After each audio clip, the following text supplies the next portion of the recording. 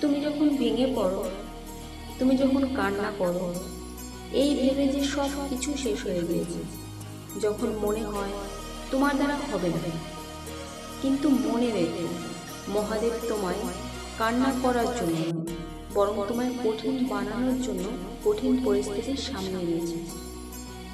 যে অশ্রু তুমি ঝরিয়েছ, শিব সেই অশ্রু তার মাথায় পূজার মতো করে রেখেছে, কারণ তোমার সব কান্নার পর এক নতুন তেজ জন্ম নিয়েছে তোমার মনে।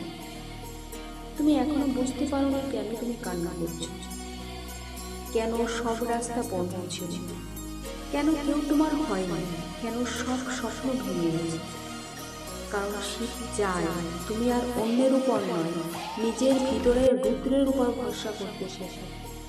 মহাদেব তোমায় সেই বিন্দু পর্যন্ত নিয়ে যাবে যেখানে তুমি কারোর উপর নির্ভর করবে না, যেখানে তুমি কান্না করবে না, কিন্তু নিজে শিবের মতো শান্ত থেকে যুদ্ধ লড়বে। প্রতিটা অশ্রু একটা যুদ্ধের প্রস্তুতি, যে যুদ্ধে তোমার পাশে কেউ থাকবে না, শুধু মহাকাল ছিল।